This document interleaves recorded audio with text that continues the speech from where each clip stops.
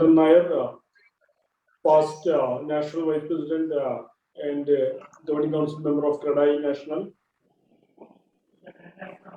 Secretary General CREDAI Kerala, Sri John Thomas, members of the CREDAI fraternity, invited guests. Very good afternoon to you all.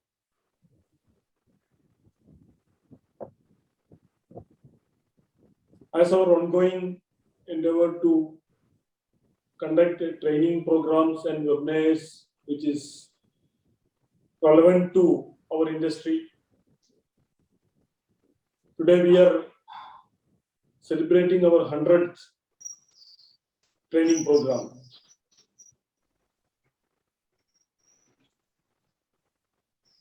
In this context, first, let me thank all the persons involved in organizing the programs, those who have attended the previous training programs, surveys, and request all the members to make use of this training and knowledge sharing sessions for capacity building and make use of these opportunities to improve the quality and opportunity to train the officers and staff members of the respective organizations also.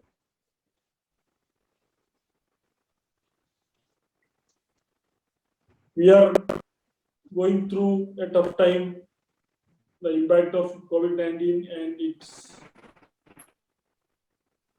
related issues affecting in a big way in all the industries, and our industry also not spared from that. Today we are having an eminent speaker for talking on the subject of real estate sector and its potential for transforming India's future.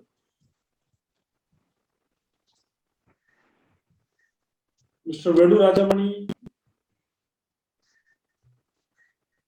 is a 34-year experienced diplomat, served across the world representing India,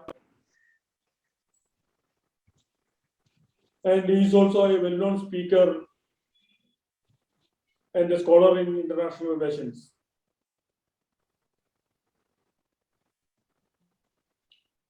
During his career, he served as the Press Secretary of the President of India, Consul General of India in Dubai, and Ambassador to Netherlands. Currently, he is working as a professor of diplomatic practice in Jindal University, which in a way very maybe the students of Jindal University is fortunate to have such a great scholar in international relations as a teacher.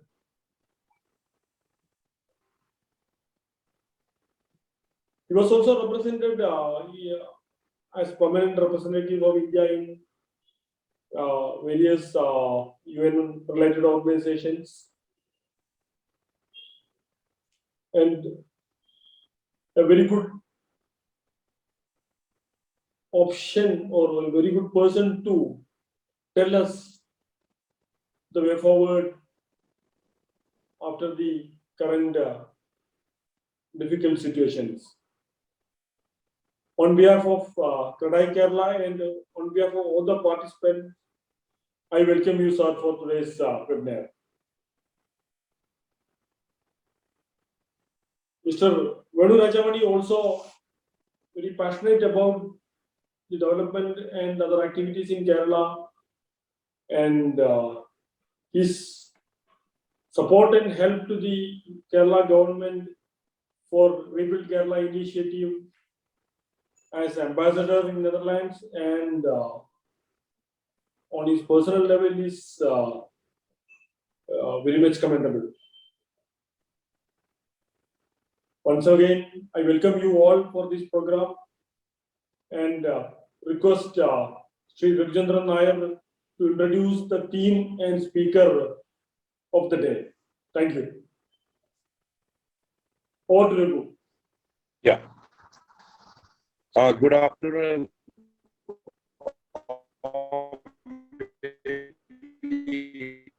Good evening to all the participants, and I sincerely welcome a good friend of ours and personally to me also, Sri Venu Rajamony. As Mr. Venu Rajamony, I do not know how many of you all know that his origin is from Trivandrum. And he was part of Trivandrum, and his father was a very famous lawyer in the High Court of Kerala. Sri Rajamony himself, got the name of his father also behind his name. Piece of Sri Venu Raja, he was, and then he was also the chairman. It's not easy to become the vice president. He has been able to, by his charming behavior, manners, smile, and the humility he has been able to hold a lot of responsible leadership qualities he had. So he has been holding it very well. And this in turn, he was also, and most of you may not be aware that he was also a journalist in Indian Express during a short stint. And from there, he moved into the diplomatic circle and became part of the diplomatic career. And 34 years of diplomatic career is not a joke for a person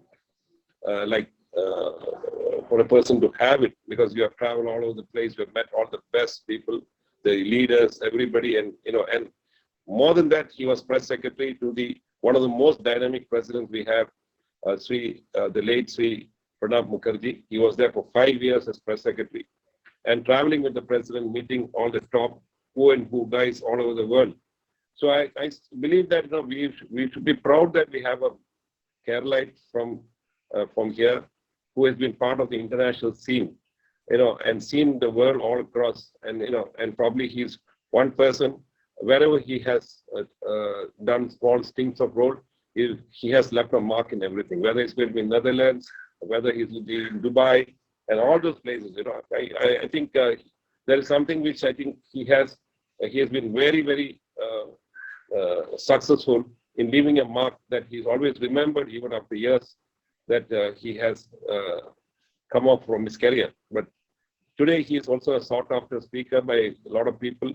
And like O.P. Jindal is one particular institute who is very lucky to get him to the panel of India College in the university.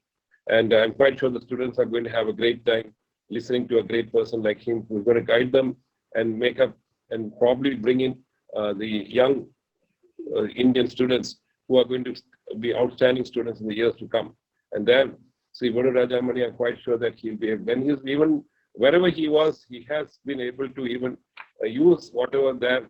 For example, he's brought in a lot of, he has written a book, for those who may not be aware, that when he was in the Netherlands, which was his last posting, he has written a book on what we can learn from the Dutch and how you can rebuild Kerala post the floods and the post the floods and all those things. He has written a book on that.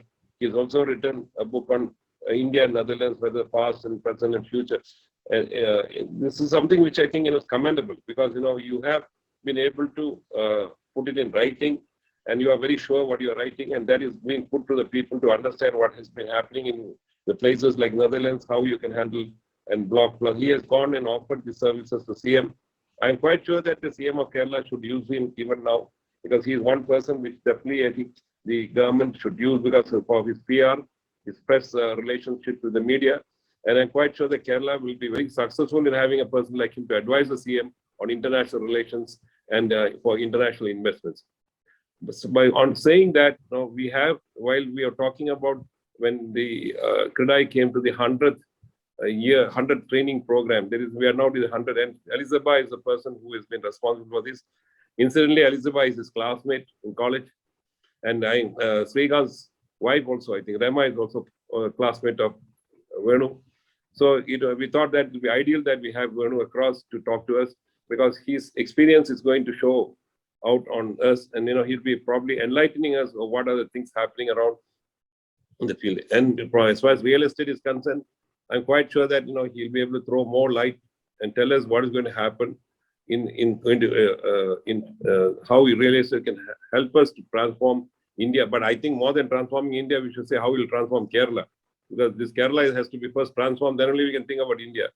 So our crowd here is all for Kerala. So definitely transforming India is a very top priority, but transforming Kerala. And here, as I want to keep Sri Venu Rajamony aware that the real estate sector and the people who are behind the scene of real estate are not seen as good people in Kerala. That you need to know.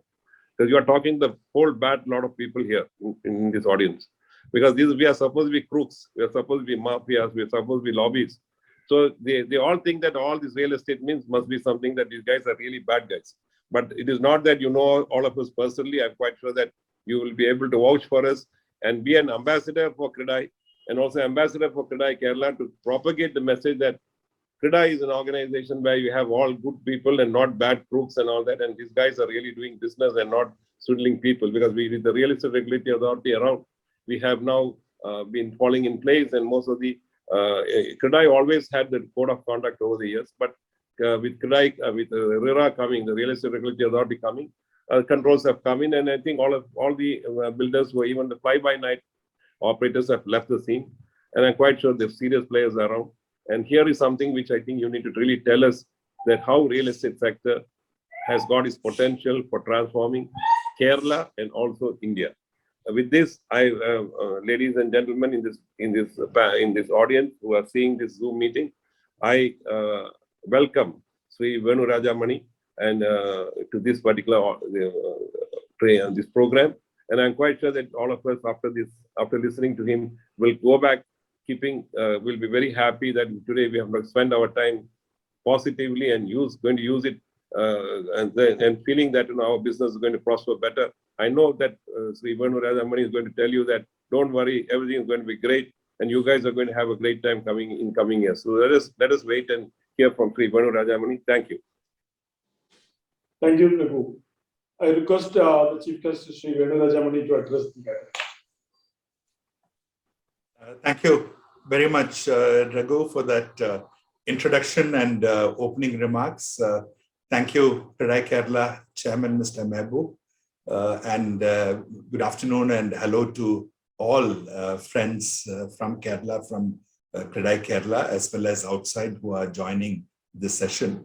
It's a great pleasure to spend some time with you and to interact with all of you.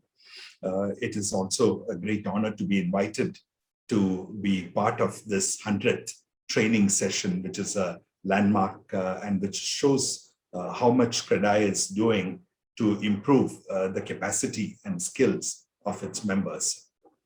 Let me at the outset say straight away that I am not an expert in the field of real estate. I have not come here to lecture all of you who know about the real estate sector much more than me, but I'm here to talk to you about my experience of having lived in different parts of the world. I have been a beneficiary of real estate development in different parts of the world, in Hong Kong, in Beijing, in Dubai, in Washington, DC, in the Netherlands, in Geneva. I have seen and experienced firsthand all that is happening across the world. And based on that, I will just share a few thoughts with you. And I have also seen how development of real estate has transformed societies, has transformed economies, countries, and not just countries, but the people who live in the area which get developed. So that is the story I would like to bring to you. And Raghu, you would be happy to know, in particular, the message I want to give CREDAI Kerala is, I am one person who believes in you. I think you people are doing an outstanding job. You have a very challenging task at the best of times. In COVID times, it becomes even more difficult. I think you have an image problem. What Raghu says is absolutely correct. But you can take consolation in the fact that it is not only real estate developers in Kerala alone who have this problem. While I was preparing for this talk, I just took a quick scan of the internet to see what kind of real estate jokes are available there. And the internet is full of jokes. It is mostly about real estate agents who are your cutting end, who are your front end. But there is no dearth of jokes about real estate agents across the world, including US, including Europe. So please, I think, stay content that you are part of a much bigger issue and problem. Let me begin by sharing a joke, which probably is relevant to people in Kerala. The real estate agent went and told his promoter, maybe somebody like one of you, and he said, "Sir, what do I do? I sold a house to somebody and that entire house is flooded now in the rains. What do I do? Shall I give him a complete refund and take the house back?" And the joke goes, the boss immediately said, "What a fool you are. Go sell him a houseboat now. First you sold him a house, now sell him a houseboat if the house is fully flooded and full of water." So this is the image of a real estate developer and a real estate agent across the world. Another story which I saw was about a real estate agent who had just set up office, and immediately to his right side, another agent came up and put up his office and said, "Lowest commissions possible." To his other side, yet another real estate agent came up and put up a board saying, "The best agents you have in the business." So first, the agent in the middle was lost. He didn't know what to do. But then he sort of quickly, a brainwave struck him. And he went and put up a board saying, "Main door, whoever wants to come in, please come in through here."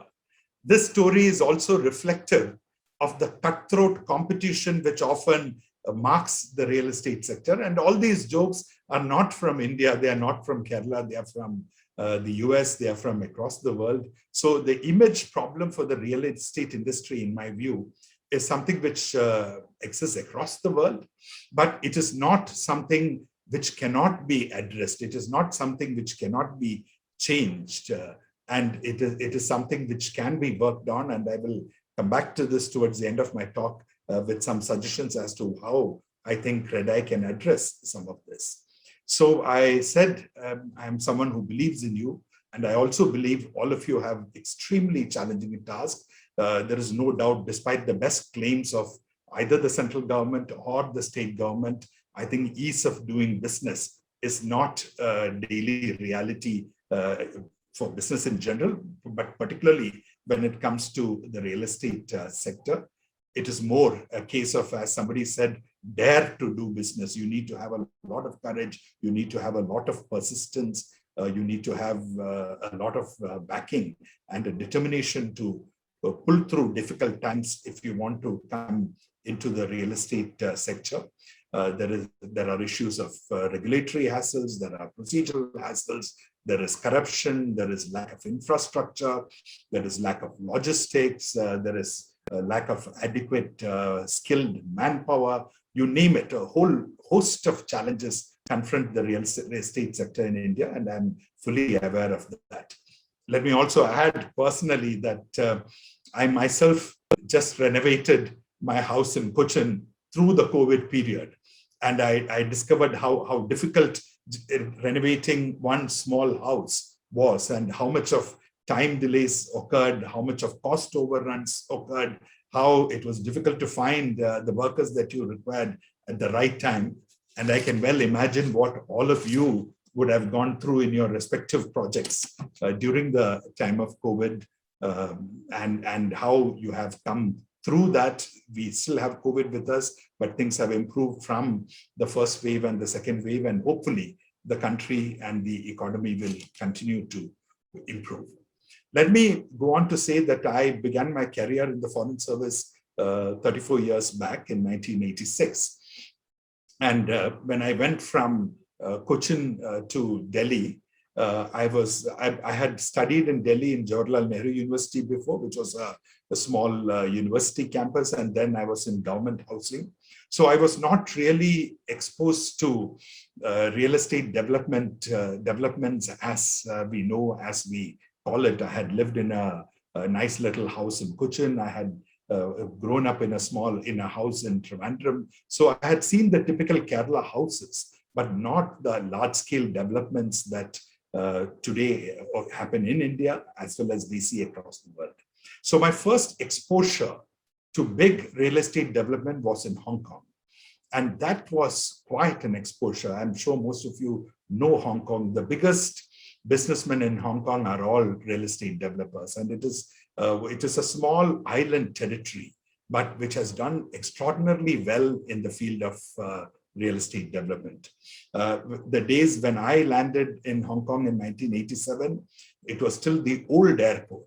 And the old airport, the plane, as you land, if you sit on a window seat and look out, what you suddenly see are skyscrapers towering on both sides. You almost fear if the aeroplane is going to go and crash into a skyscraper, because that is how close to the airport it was, to the runway the buildings were.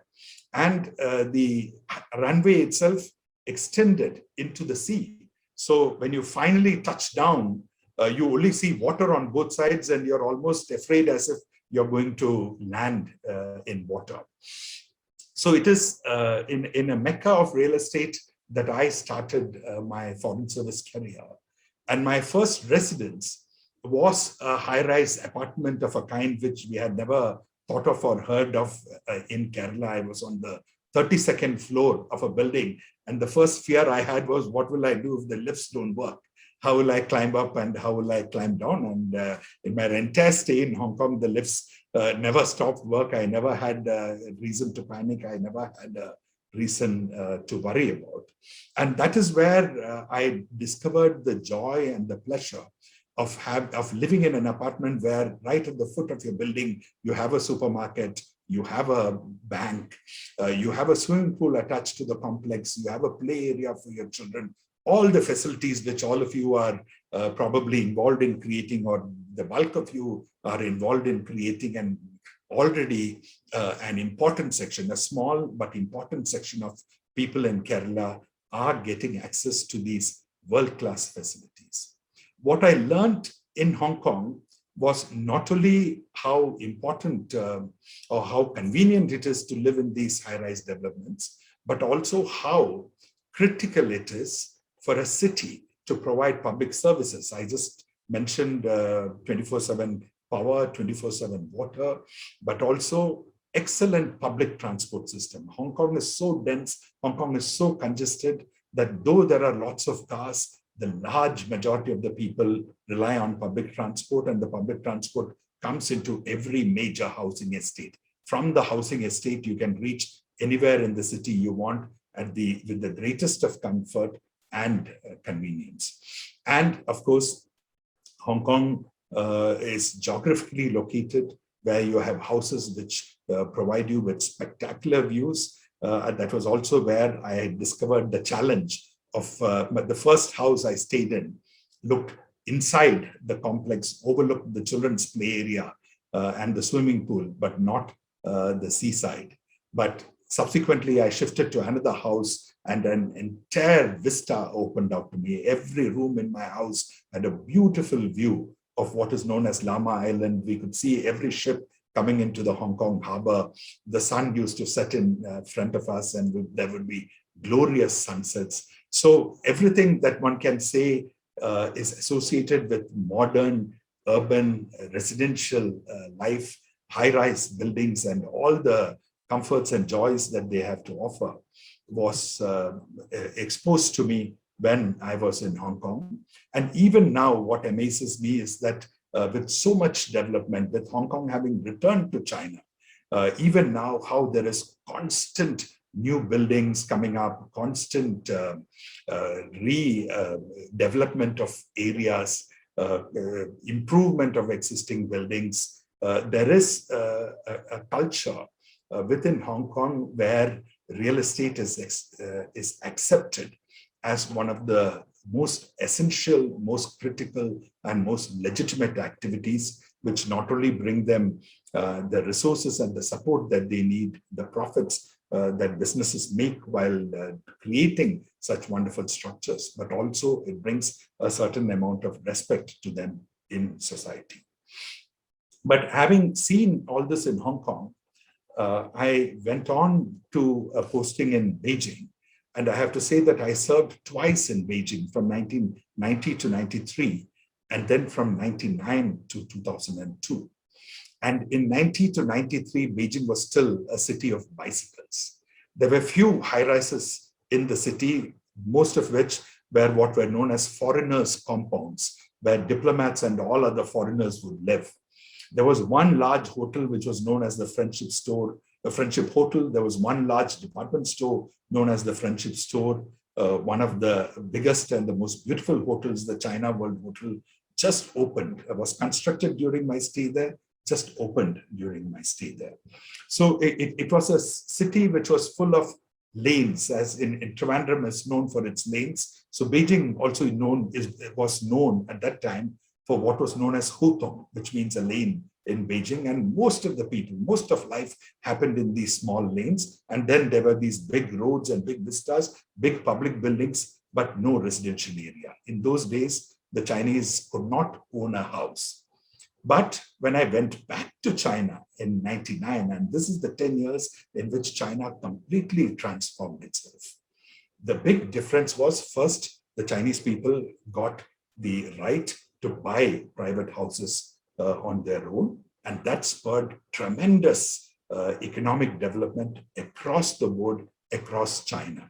Suddenly, there were hundreds of residential complexes, hundreds of office complexes, hundreds of malls, department stores, fancy shopping areas, you name it. The whole country went through a residential boom.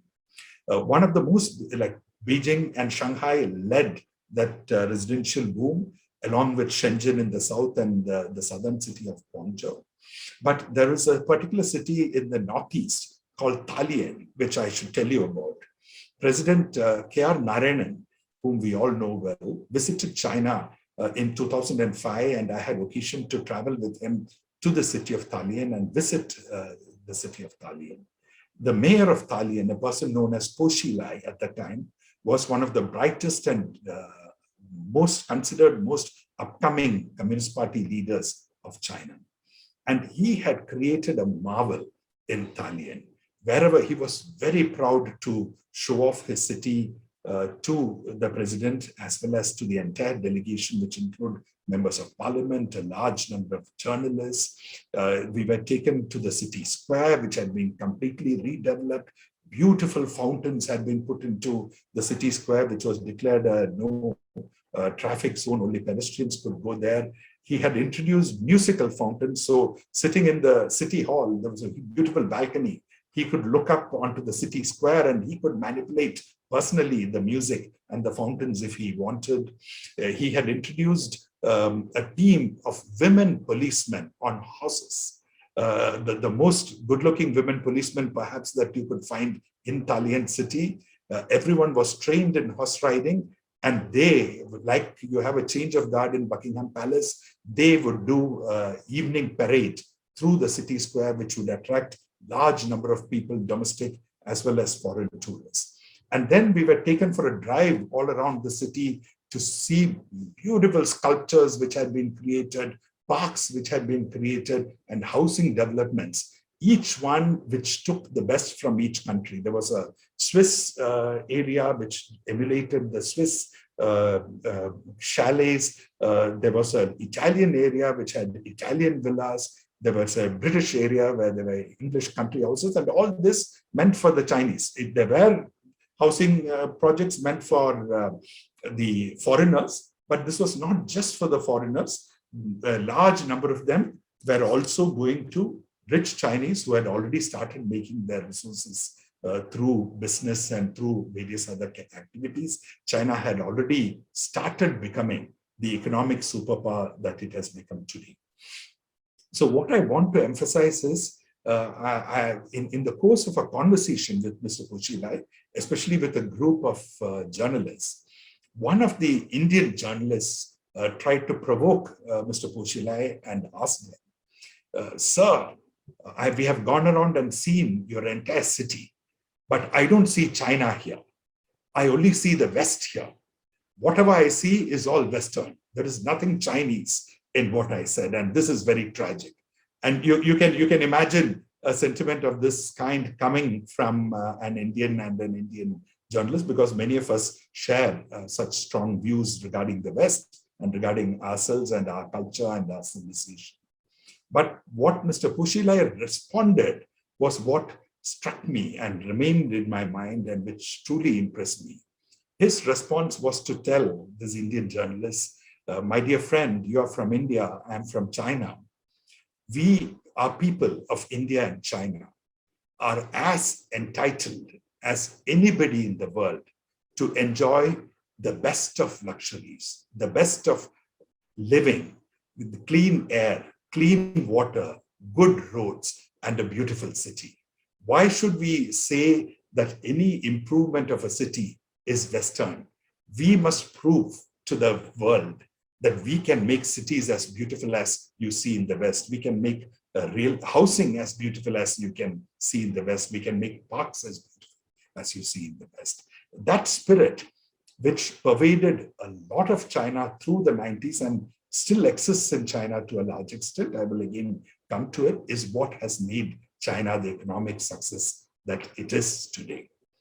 Going on, another journalist asked Mr. Puchilai, what is the secret of your success? How have you created such a beautiful city in what is China, still a developing country, relatively backward in 2005? And Mr. Puchilai's response was very simple. And therein lies the crux of a lot of problems of governance in India. His response was to say, look, I was chairman of a special economic zone in the city for 10 years, 2 terms. Then I was deputy mayor in the city for 10 years, 2 terms. And then I became mayor. And now as mayor, I'm entering my 2nd term. Look at the years of experience that I have in running the city. If at the beginning of my career, I did not know how roads were made or how a building was made, and I would have spent $100 per square meter to create that. Today, with all the experience at my command, I can create the same thing at $10 per square meter. That is how much my learning, my experience, my continuity in this position, and my knowledge of how to run the city and how to make sure that we have the best of economies, how to root out corruption, has helped me in governing the city. So one of the biggest, why we cannot emulate China, we cannot replant China in India. But one of the biggest problems we have and one of the biggest deficiencies we have in all aspects of governance is lack of continuity. I recall the Trivandrum mayor had come and visited me in Beijing, and inspired by this, I took him to see a district in Beijing. And he was overwhelmed to see the kind of resources that just a small district in Beijing, which is equivalent to Trivandrum city, had. But even more, when I asked him about continuity, he said how impossible it is to have continuity because all the staff in the corporations are transferable. The politicians come and go. You have coalition governments. The decisions are taken that mayors will rotate between parties. It is a rare exception when you have continuity in mayors. And then even if you have continuity in mayors, it is rare that you give a second term to a mayor, the way politics in India works. And that is part of the problem. And we must collectively think as to how that can be addressed and how specialization can be brought in so that people know what they are doing and they learn as they go and they build relationship with stakeholders and they understand larger issues. Let me go on to Shanghai. In the city of Shanghai, also over my 2 postings, I had opportunity to witness the transformation. The first time I visited Shanghai was with then Human Resource Development Minister Arjun Singh, and we called on the mayor of Shanghai. And let me also mention to you here again, cities like Beijing and Shanghai, in China are considered of the highest of importance. The mayor of Shanghai, the party secretary of Shanghai, is a member of the Politburo. He's a member of the highest decision-making body of the Chinese Communist Party. In India, have you ever heard of the mayor of Delhi? Have you ever heard of the mayor of Mumbai? Do you know who they are? Do they count for anything? Okay. The substitutes, whenever I'm abroad, I tell them the chief ministers are the substitutes. In Delhi, at least you have a chief minister, but he doesn't have full powers. In Mumbai, the Maharashtra government sits there and they are divided between the rest of Maharashtra and Mumbai. In Karnataka, you have the government sitting in Bangalore. Rural areas are more important than the cities. Cities development gets neglected. So a whole host of issues.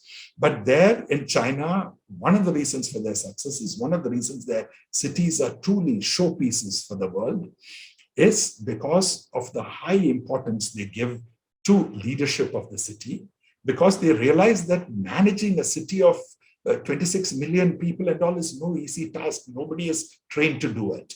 This is an extremely complex task. Managing the small cities of Kerala, with millions of people, all of whom which are rapidly growing, where people are migrating from rural areas to cities, where there is constant shortage of infrastructure, water supply, power, drainage, are very complex tasks for which even today in India, we do not have specialized cadre of bureaucrats, we don't have technocrats, we don't have political leaders. So this is a problem we must address, and this is one of the reasons why China has succeeded. Where the mayor of Shanghai took Mr. Arjun Singh to his balcony and showed him the river which flows through Shanghai. And he said, look across. Do you see the paddy fields all over there? That is the area we are going to develop as the new Shanghai. That is an area known as Pudong. And 7 years later, when I visited Shanghai again, that area which was just paddy fields was full of skyscrapers. It had transformed itself into the most modern district of Shanghai, the business district of Shanghai. And not only that, the traditional area of Shanghai city, what is known as the Bund, which is a walkway all along the river, had been completely redeveloped. Best of lights, best of roads, best of walkways, all put into Shanghai. This was achieved within the short period of 10 years or less. So this is the manner in which the Chinese progressed. And once again, to go back to this specialization, the mayor of Shanghai had every single fact and figure on his fingertip. He knew exactly what the population was, what is the per capita income, what is the growth, what was Shanghai when China became independent in 1949, what was it during the Cultural Revolution, what was it when the economic reform program started, how much progress has it achieved, and what is its 5-year plan, what is its 10-year plan, where do they plan to be 15 years from then. He had his full picture. He also knew what is the kind of foreign investment they are looking for, and what are the areas in which they would like to have foreign investment and from where. So this, once again, comes from deep specialized knowledge. It comes from a lot of hard work, and it comes from dedication to the task. So we don't need a communist system to come into India or to Kerala, a communist system of the Chinese type, but we must build professionalism. We must build specialization. We must accept and understand the complexity of governance of cities, and we must build the cadre which is equipped to address this. Let me again give you an example. During my days in Delhi, when I used to work in the Department of Economic Affairs handling World Bank and ADB projects, urban projects was a major responsibility, and we used to work with corporations and municipalities supporting them. And one of the big discoveries I made at the time was, even today, most of the planning department, most of the corporations and municipalities do not have a planning department or have a long-term plan. There would be very few urban bodies in India who can tell you 10 years from now or 15 years from now where we want to go. Even the master plans, which have probably been relatively recently made for big cities, are still in the process of revision, but the people do not know. The stakeholders do not know adequately enough. I know there are initiatives in Trivandrum, there are initiatives in Cochin for interested local people to come together and to work with the government to improve the cities. But we need this across the country, we need this across our state, and we need to build in a culture of long-term planning. Many of the urban bodies in India, even today, have probably the post of a bullock cart operator, but they do not have a post of a computer specialist or an IT specialist.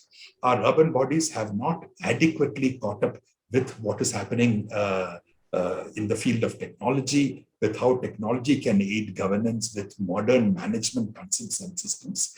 And it is these that we must bring into urban bodies across the board within India, particularly in Kerala. So to go on from my stories of Shanghai, I would say that, and Shanghai, I have felt, despite the fact that I'm not Chinese, as an Indian, I have felt a sense of pride when I've heard people of China, people of Shanghai in particular, say, come and look at our city. We don't need to go to New York anymore. This city is more beautiful than New York. In New York, that city was built so far back. The buildings are aging, they are rotten, they are falling now, they have become dirty and ugly. But we have a brand new city at our command. And this is the best you can find anywhere in the world. So if the people of China were able to do all this, if the people of Shanghai and Beijing were able to do all this, we can also do this in India, but we must get our act together. We must identify what are our weaknesses, and we must be able to address them. So going on from China, let me briefly talk to you about Europe. I have lived in Geneva and I have lived in Netherlands. And one characteristic about Europe, which is common, is that a great deal of emphasis is laid on one, conservation. Europe is countries who have a historical past and they have a modern areas. So how the two can coexist, how the two can combine. Great deal of emphasis is laid on nature, on living with nature, sustainable construction, sustainable development of areas, but also most important of all, once again, planning, long-term planning. Europe is not a place where things happen overnight. A lot of things are very slow, sometimes even slower than probably India. In a country like Netherlands, any individual can object to any construction coming. And through a consultative process that has to be resolved before the construction can go ahead. The Netherlands is a country of cycles. The Cyclists Association are a very powerful lobby. And if something comes in the way of a cycle path, they will object. And they believe that cycle paths should be given the highest priority in any urban development. So development in these areas are not easy, but still they have persisted, they have continued, they have evolved and developed consultative mechanisms where the government and the industry and people come together, talk, engage in dialogue, arrive at commonly agreed solutions, and then they implement them. And Europe is the best example of what you can call as spaces which were meant for one use, converted to new use. You have churches which are now auditoriums, churches which are bookstores, churches which are hotels, because there are not enough people going to churches and it is difficult to maintain them. There are castles which have been turned into hotels, castles which are used for banqueting, for parties. So we in India, we in Kerala have so much of our traditional Maligata and houses and palaces and all which are available to us, which we can reconvert and reuse. Europe is also a great example for old houses whose facades are maintained, but the interiors are completely transformed through using the latest of air conditioning, fire protection, heating in winter, the most modern of furniture, marginal sort of changes here and there, putting in the latest of toilets. But from the facade, if you go to an Amsterdam canal house, it looks exactly what it was in the 17th century. Hardly from the outside, nothing has changed. When you go in, you will find a swanky office of a multinational company functioning out of there. Friends, I have lots of examples that I can cite, but let me go a little faster and tell you about one, Washington, D.C. Washington, D.C. is a city I have lived in. And the first time I went to Washington, D.C. as a bachelor, I went on a fellowship to be a scholar in one of the think tanks in Washington, D.C. A friend of mine sat down with a map of Washington, D.C. and said, look, these are the different districts of Washington, D.C. You will never go here, you will never go here, you will never go here, you will never go here. Almost 70% of Washington, D.C., the heart of urban Washington, D.C., was blacked out as places where no foreigner could live in, no white person could live in, no respectable person could live in. These were areas which were seen as predominantly African-American dominated, full of drugs, full of crime, very dangerous for anyone to walk, let alone live in. And Washington, under progressive leadership of their mayors, of their city leadership, went in and developed some of these areas which were previously considered completely no-go. They transformed them into an artist district. They created restaurants there. They created hotels there. They brought in a stadium there. And they completely transformed the facade of that area. And when all this physical infrastructure went in, the culture of the people also changed. Suddenly, the area became less and less crime. People who used to live in that area found jobs in all the new developments that came up. They were given, their old houses were taken away and they were given better houses to live in these areas. And that contributed to a general upliftment of society as a whole. And this is an example from Washington, D.C., which also is a very old city, which is highly developed, but even today, constantly going through new changes as the city grows and evolves. I cannot but not mention a place very familiar to you, Dubai. I'm sure most of you have traveled there. It is another mecca for real estate development, for builders, for architects, for engineers. The first time I went to Dubai, there were two buildings on Sheikh Zayed Road. Today, it is chock-a-block with skyscrapers. Dubai, when people ask me what is the secret of Dubai's success, I often tell them Dubai's success is the fact that they realized that a desert is not just sand where nothing grows, where there is no water. They realized that a desert can be converted into real estate very profitably. And then if you combine it with law and order, easy entry into the country, great shopping, lots of entertainment and recreation, good hotels, tourists from all over the world will come. The rich and famous from all over the world will want to have houses there, will come and build houses there.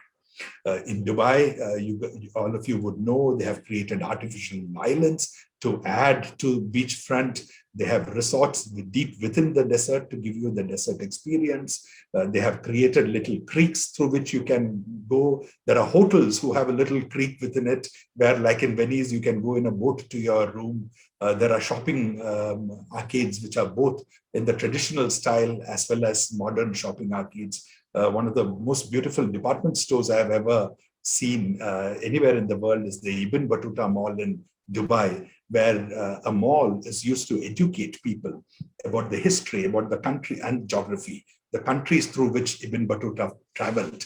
The whole mall is divided into a China pavilion, an India pavilion, an Andalusia pavilion, and the culture of this country is represented there, the history is represented there. All that Ibn Battuta saw during his travels is represented there. And all this opened up so many opportunities. In India, can't we have a cricket themed mall? Can't we have a Bollywood themed mall? Can't we in Kerala have something based on our traditional arts, where we combine, it's not just a shopping experience, but it is a shopping plus experience that we provide to malls. So Dubai, especially, and I think now there is so much talk about people coming back. There are people coming back from the Gulf. We must remember that every one of them is coming with ideas. Every one of them is coming after having been exposed to a high quality of life in Dubai. They have seen and they have experienced in whatever capacity, even as a worker, what quality of life is, what quality of construction is, what quality of living can be. They have seen these malls. They have seen what happens in these malls. They have shopped in Dubai. So they are coming back with an exposure which is very rare. And we, an organization like CREDAI, must work with the people who are coming back to try and create them into entrepreneurs, to make them small businessmen who can provide various services for the members of CREDAI, to make them partners in the ancillary industries that develop around CREDAI and in general in economy as a whole. I think they are a great resource, not just in terms of their particular job they were doing or whatever skill they acquired or the money that they bring back, but the exposure and the knowledge that they bring back is extremely valuable, and we must be able to convert it and channelize it for use in our country. Friends, let me conclude speaking a little bit of what the Netherlands. The Netherlands, the very name comes from the fact that 1/3 of the country is below the sea level. And it is a country which has seen floods for centuries. As Raghu had mentioned, I have written a book called What We Can Learn from the Dutch, Rebuilding Kerala Post-Floods 2018. And this was inspired by the floods in Kerala. When I saw what was happening in Kerala, I felt that it is important to bring to Kerala the lessons from the Netherlands. And those lessons, if I can summarize it, one of the most important of those lessons is the need to develop a water consciousness. This is very important for all of you. You know, we are a small state with 40 rivers, a large coastline, the Western Ghats, the mountains on one side and the ocean on the other. With so much water in our state around us, we must be prepared for floods at any time. Today, across the world, there are extreme climatic events which are happening.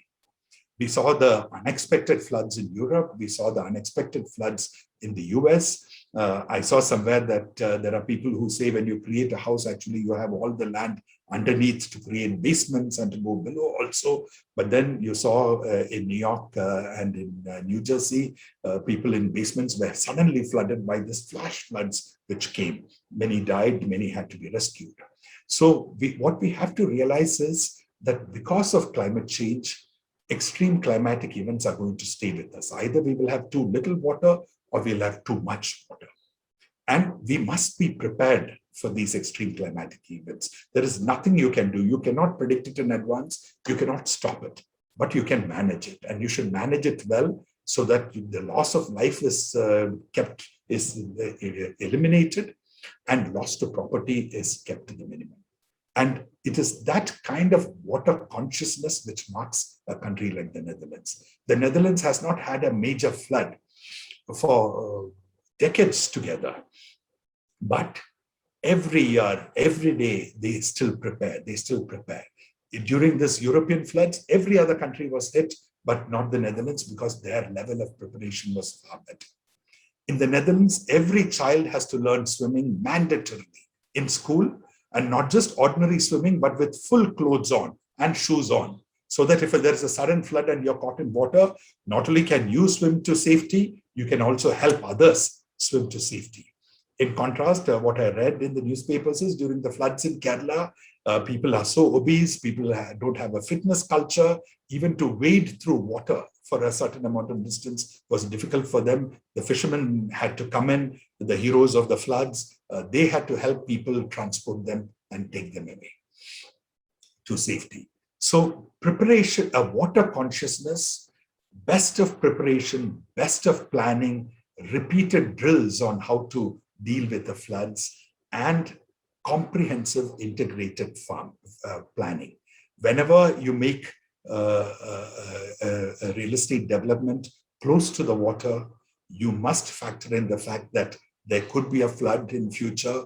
You must think of where the water will escape to, or whether there are overflow drains available, whether there are extra protection in terms of walls which need to be created to prevent the water from flooding. In the Netherlands, there is a large amount of experimentation. For example, they have floating houses. They have houses without a foundation, where the power, the water all comes in through tubes, and the drainage is also through tubes. The waste is also removed through tubes. So if there is a flood, the house will just float up and not come down. Across Southeast Asia, there is a practice of houses on stilts, where there are stilts in water and the houses are elevated. Even if a flood comes, the house is not affected. Urban areas in the Netherlands have fascinating experiments, because even the Netherlands is sometimes facing water shortages. So in Rotterdam, the city of Rotterdam, which is a leader in this regard, there is an underground parking garage, which is also waterproof. So in the time of a flood, the cars can be removed and that can be filled up with water so that the rest of the city doesn't drown. And the water can be pumped out once the flood is over. Similarly, city squares, which are created for recreation or leisure, or even parks, can be made waterproof so that at the time of a flood, water is diverted to that public area where there is no human habitation, there is no loss of property, and then it can be pumped out. These are just a few experiments that I want to mention. There are many, many more that we can talk about. My book talks about them. But I would urge, once again, CREDAI Kerala to take a visit to the Netherlands, to see to a city like Rotterdam, to see real estate developments there, and to talk to the builders there, and to see what progress, what kind of lessons can be learned. But more than anything else, I would say what is needed is for CREDAI to maintain a pressure upon the Kerala government as a whole to constantly be flood ready, to constantly be prepared to deal with a water-related crisis, to improve the coordination between different departments. In our state, probably in our country, on one river, you have one dam run by the electricity board, you have another dam run by the irrigation department, third dam run by the minor waterworks department. Coordinating between all these people is not an easy task. It has to be that a culture of cooperation and a culture of collaboration has to be developed. I was involved in sending Dutch experts from here, from Netherlands, to come to Kerala and work with our experts. They visited Kutanad. They have prepared an action plan for Kutanad. And the feedback they gave me was, there is nothing that people in Kerala do not know. You have the best of experts either within your state or in India or amongst NRIs abroad. If you can just harness them, you have all the answers that you need. But you are not working together as a team. You do not have the experience of collectively working together. The experts are not listened to by the policy makers, whether they be senior administrators or politicians, and the politicians and the administrators do not know the intricacies of how these should be handled. The best and the latest of software is available with various departments, but they are sitting on the computers without being used. Nobody is doing models. Nobody is saying if so much water rises in Periyar, what will be the consequences down the river in other parts on the two banks of the river. So all this needs to be done. All this needs to be prepared. Let me conclude by saying that I firmly believe the real estate sector of India has tremendous potential for transforming in India. It is well known, and all of you know that it's the second largest employment generator for India. It is a bellwether for the entire economy. The steel, the sand, all the construction material that is used in the construction process, the wood, the concrete, the cement, they all contribute to the wheels of the economy moving faster and faster. It has been estimated by the India Brand Equity Foundation that by 2030, you will have a $1 trillion of opportunity in the real estate sector. 13% of India's GDP will come by 2025 in the real estate sector. The government itself has said 20 million affordable houses can be built. We have got $5 billion worth of foreign direct investment in 2020 alone, 50 billion from 2000 to 2021. And let me tell you once again, I have spoken to the big pension funds of the Netherlands who sit on huge amount of resources and invest in various parts of the world. And I have tried to attract their investments into India, into the governmental infrastructure. And their response invariably has been, we know where to invest in. The private real estate sector in India is where the best gains are, is where the maximum growth is. So huge amounts of FDI have come in. still have the potential to come into the real estate sector. But what is it that the real estate sector needs to do to seize on these opportunities, to grow faster, to develop even better, to address some of the image challenges that we spoke in the beginning? I believe, number one, quality. Stress on quality, stress on professionalism. Do not be afraid of regulation. Yes, the regulation is burdensome, is a nuisance often, but it contributes to your building a better image. You have to give the consumers a fair deal. The consumers have to be happy, and that must be ensured, and that can be ensured only through quality, only through professionalism in all your interaction with your clients. That is how you change your image. Number two, please address the bottom of the pyramid. There is a fortune to be made at the bottom of the pyramid in affordable houses. Even today, the cheapest house that you can build or that you can buy in India is not something a genuinely poor man can afford. We must change this collectively, and the CREDAI Kerala, the real estate industry, must change the impression that you are interested only in luxury housing for the rich. Yes, I realize the profits are much larger, but you can get volumes in affordable housing.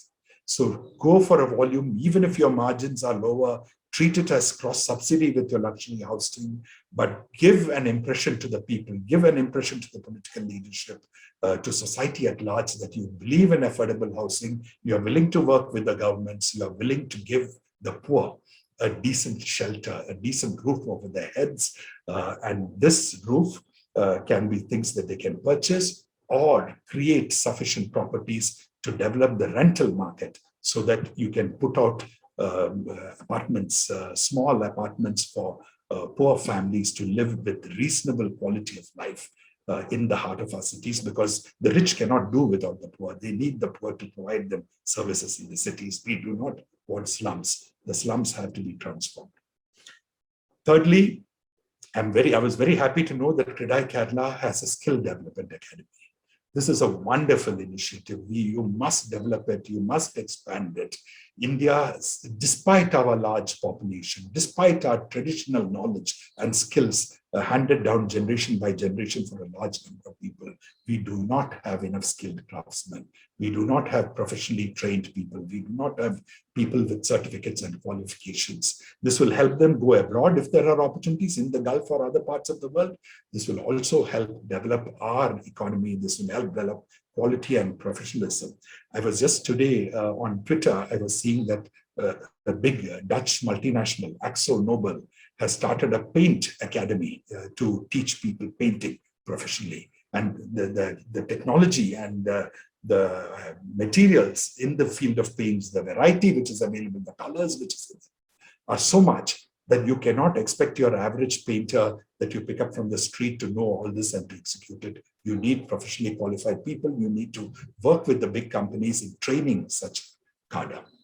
Next, once again, I was delighted to see CREDAI Kerala already engaged in clean city movements, in developing a culture of recycling waste within real estate developments as well as in general. And this, I think, is extremely important. A state like this is the biggest challenge that a state like Kerala faces. This is the biggest challenge for urban bodies, for the state government. We have both the solid waste and we have both liquid waste. We must find better ways to manage them. We must organize our people better. And an organization like CREDAI, because you are creating all this within your real estate developments, you have the specialized knowledge. You know how things can be done. You can spread it to the masses much better, with where in a manner that people will have confidence that the solutions you offer are good and are reliable. So please take this up, develop it, expand it. I have a house in Cochin in front of the backwaters, and it breaks my heart every time I see the backwaters, because I don't see a single person swimming in it. I wanted to swim it, and when I asked people, I was told you will have every skin disease possible come onto you, because industrial waste is thrown into it, domestic waste is thrown into it, urban waste is thrown into it. We must change it. We must not only focus on air pollution. Kerala, thankfully, is better than places like Delhi, but we must clean up our backwaters. Just imagine what an asset it is in terms of tourism. If we can clean up that water, if we have our people swimming there, if we have our people doing boating, how many thousands of foreign tourists will come? What is the boost it will give to our economy? So we must clean up our waters, we must clean up our cities, we must recycle, we must have a movement across the board. I've already mentioned the importance of planning. Please work with urban bodies and support them, handhold them, encourage them to develop their planning institutions, to look into the long term. This will help you identify the areas where you can develop in future. And please create citizens initiatives which can work with the government, which can work with experts in various fields in not just the major cities, but even in the small cities to support planning. Please continue to maintain a focus on sustainable development, on green buildings. The future is green. You will have more and more regulations, you will have more and more mandatory standards which will come, which will insist that you create green buildings. So please acquire green technologies, implement green technologies, disseminate it amongst your members, and tell society that you are doing this, that you are firmly committed to green buildings, green development, sustainable development. You must have a conversation with environmentalists. You must have a conversation with activists. I know there is a feeling that many of them are not legitimate. Many of them are trying to extort money, or they are out to create nuisance. There are troublemakers, and a lot of it must be true. But in the larger scheme of things, in the long run, nobody will justify a development which is seen as harming the environment. So you must create projects which are 100% environment compliant, which are 100% protective of the environment. And if at all there is a damage, there must be ways in which in other places nearby, the nature can be restored.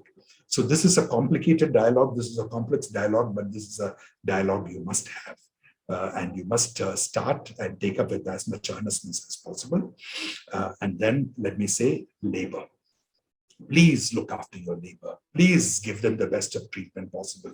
Please, today in COVID times, I'm sure many of you are creating bubbles within your own areas, giving them places to stay so that you can continue to work unaffected. We saw the tragedy that happened in North India when the lockdown was suddenly imposed and all this poor migrant labor had to walk on the streets, going to their homes far, far away. A lot of migrant labor is there in Kerala. A lot of local labor is there. Look after them, treat them well, give them the best of facilities. If you have women workers, please have creches for their children. I find it completely tragic, even today, to see in different parts of India, little children running around on the road with the danger of traffic hitting them while their mothers are carrying heavy loads on their head.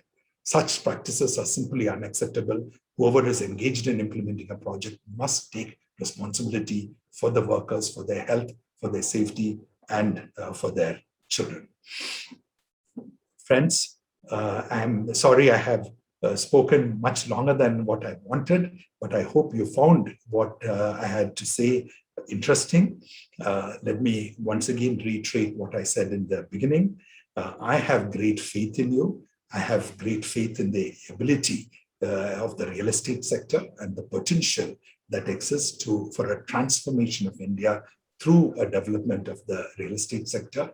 I have faith in the jobs that you can bring. I can faith that you can all collectively upgrade your quality to create constructions which are world-class in our state, Kerala, and in other parts of India. I wish each and every one of you the best, and thank you for having invited me today.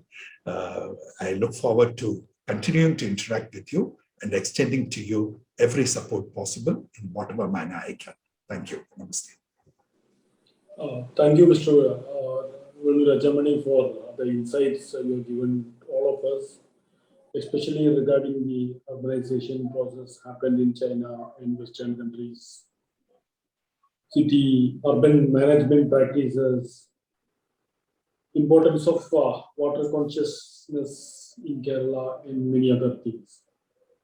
We have We can take few questions from the participants. I request to those who want to interact, I request you to raise the hand and then talk.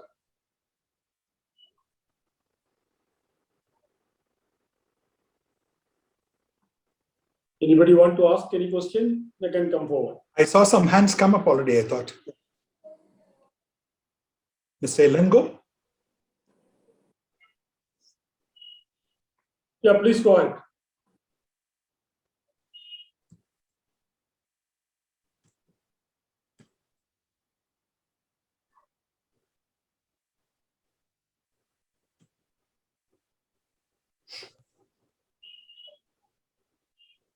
Group, can I come in?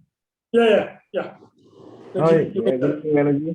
Very nice to hear your beautiful narrative of your stays across, different countries, the different cities and their transformation. It's very nice to, hear about how Washington transformed itself, significantly, and they all did it in a particular time frame once they decided to go and do it. Now, it was nice to hear, giving your, overall approach, and the macros are all right. The macro picture which you mentioned is all right, but unfortunately there is, and we have seen as CREDAI Kerala, just since I have also served as chairman of CREDAI Kerala, 4 years ago. So I was, and always in the last 10, 12 or 15 years, CREDAI has interacted very closely with all the local bodies, with the mayors, with whatever powers they have, with the chief ministers, from the top to the bottom, across, leaving no gap, trying to, correct this perception. Of course, there are always bad eggs in the basket. It's not that, it's a perfect system. But unfortunately, in Kerala, it becomes all the more complicated and all the more difficult, to correct the perception. We have spend money in ads telling people, don't fall for this, don't fall for that, don't be a victim to this. And we were very strongly advocating. And somewhere down the line, perhaps our advocacy probably fizzled out at all, and only remains at the top IAS levels now, perhaps, trying to tell them, convince them, and the ease of doing business, like which you said, is there to do business, So so the point is, we went all guns out blazing, trying to tell this is what we want to do right, and and also willing to correct ourselves from time to time. And that's why in 2008, this initiative of waste management was begun with so much resistance from these very local bodies. And we somehow hung on and spent our own money, did it experimented in our own complexes, and proved to be, which is acknowledged even by the high levels of office in the country, and it's found a mention in the solid waste management manual also, right from the days of Elias George as urban secretary, to even now, when the prime minister 2 years ago acknowledged it. So point is, how do we, in spite of, they all work in vertical silos. This is what you also mentioned, there's no coordination between departments. Everybody is knowledgeable. Everybody thinks the knowledge is the ultimate, they know everything. How do we correct somebody, or forget correcting, how can we help, reduce the egos between government offices so that they can interact with each other, work better? I think, from after hearing you, I think if you could take classes for, not necessarily only the top levels, all levels of government officials, up to certain medium levels, secretary levels, below government in local body levels, they could understand the value of their misuse of their time, which they have been, paid for to do, to coordinate, to help improve our cities. Without government, local body support, and the intent is there, or say the objective is very clearly spelled out. We are one step forward, one step back, or two steps forward, one step back. It is very painful. I mean, for the best intended people, we feel it's a crime to, to be killing us, we go all out of the way. Most of us go all out of the way to take care of all these parameters. Unknowingly, or, due to lack of capacity, some mistakes will happen. But apart from that, only there's gross violations. Nobody is intending to do that. ultimately what we want is a good city around us, peace of mind, and make, build good rapport and good relationships, with the people around, and maintain the respect. Ultimately, dignity and self-respect is what, after years of work and service, one looks forward to. So, and unlike the Hong Kong multi-billionaires of real estate, here all are, within their, respectable lives. That's what they can, really aim for, not necessarily the, being listed. And not a single Kerala developer is listed for that matter, just so that So that's the paradox, I would say. That's the paradox, and perhaps maybe a lot of brainstorming could be done. You won't believe, we went out to even get architect Ravindran 10 years ago when Tony Chamani was the mayor of Cochin, and we invited him. He had an interaction. We told him urban local planning, our urban master plans are so outdated, as outdated as 30 years ago, 1991. Nothing concrete has been improved from then. And he offered his services. We offered to cover his costs. CREDAI. But it didn't go anywhere, didn't get anywhere. So private bodies or private organizations or even NGOs with good meaning intentions had numerous meetings and very little outcomes. So it's a dilemma, very honestly, because your lifetime is over by the time, unless you are in a country where, where you say something and which is genuinely accepted in public forum, and then in private, it gets executed. Here, public forum is something is said, ultimately it's just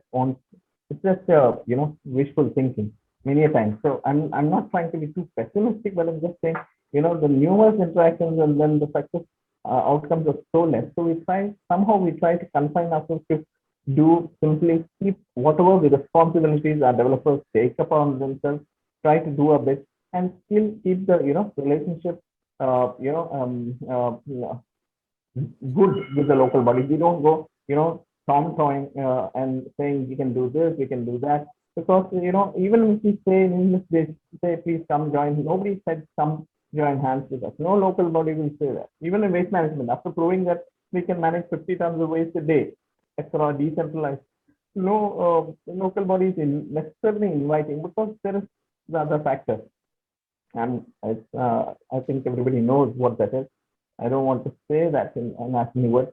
So, but that's the dilemma. So it's not this image makeover. We have been trying a lot, Unfortunately, I don't know when should we continue to do that, or lie low. I don't know.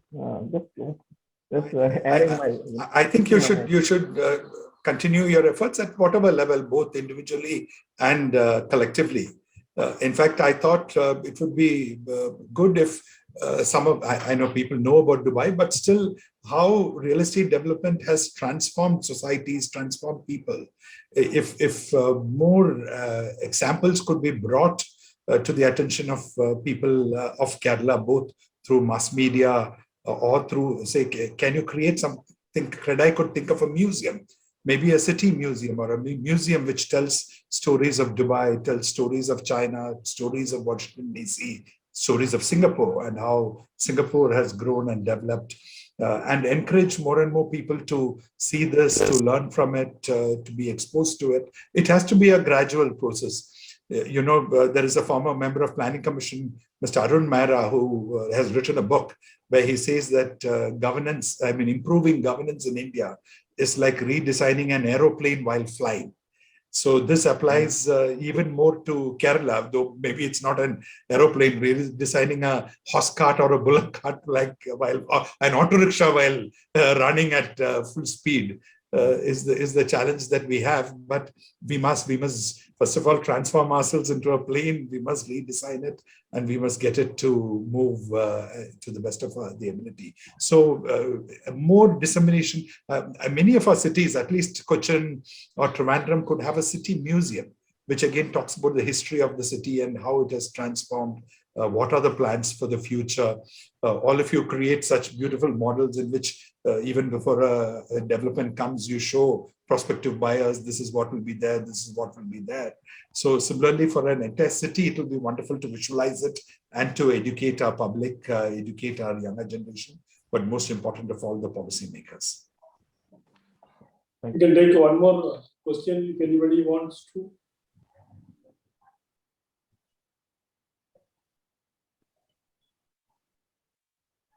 In Kochi, they are looking for a new chairman for GCDA, and they still haven't found on. It's the right time for us to go in a bigger scheme. Sort of instead of GCDA, you must have Greater Cochin Development Authority or something like that, and include all the other experts also into this group instead of just government people, politicians, kind of rule the organization. What is your opinion? No, don't they have some kind of a advisory body or a Yeah, consultative we have body? GCD only. We have GCD only. There is no advisory body. Everybody is working on their own direction. So Actually, GCDA doesn't control. Yeah. GCDA doesn't have the Nobody's power. in charge. Nobody's in charge. I thought there was supposed to be something like UMTA, Urban Metropolitan UMTA Development Authority, something like that. So that, A transport authority has been created. Okay. That's the transport authority. What Goban is trying to say is the GCD has become a white elephant. It's lost its utility over the time, and no decisions are taken. In fact, they've been working. Myself and Goban has been trying hard for the last many years, trying to put up clean toilets in areas. So BKRG and CREDAI takes care of the operations of the toilets. But very surprisingly, they don't want it. Or they try to put too many spokes in the wheel, so it doesn't actually happen. So even without them spending any amount, and we try and get CSR funds and otherwise. So it's what I'm trying to say. When we try and offer our services, which we have proven over time, also it's not on wanting. Somehow something pulls back. Maybe it's the nature. I don't know. Okay, as the time is running out, I request Sri John Thomas, Secretary General of CREDAI Kerala, to propose a vote of thanks. Good evening to all. As our chairman mentioned initially, this is our 100th program of this knowledge sharing program of CREDAI. So CREDAI Kochi started this training program initiative in the year 2011 and have been consistently organizing knowledge sharing sessions. Within 10 years, we have achieved this milestone of 100 programs. Congratulations to the training committee and also to Ms. Elsaba. Yeah. Our search for the most ideal speaker for the 100th iconic session ended with former ambassador to the Netherlands, Mr. Venu Rajamony. Today's session has been really thought-provoking and with depth of content. Personal experience in connection with real estate of a great person, both national and international, mainly international. And also the advices and suggestions. It will equip us to handle the upcoming opportunities and challenges, surely. It will surely help us to ready the strategies for the development and strengthening of the real estate industry. Especially in Kerala scenario, the requirements like the master plan, to work as a team, and how to change the image of our industry. These were the few points he was advising us. It's my privilege and duty to place on record, on behalf of CREDAI Kerala, our appreciation and gratitude to Mr. Venu Rajamony. Thank you very much, sir. Also, sir, thank you for the good words about CREDAI and also the good faith in us. Chairman Mehboob and Mr. Ravichander Nair, on behalf of members of CREDAI Kerala, thank you once again for contributing your time and wisdom with us. Finally, the webinar would not have been so successful without the active participation of the delegates. Thank you all. I would also like to thank the backend team of CREDAI Kerala who have arranged such a training worth of all our members, and we are committed to provide the same in future also. Thank you all. Over to Chairman. Thanks, John, and the meeting is adjourned.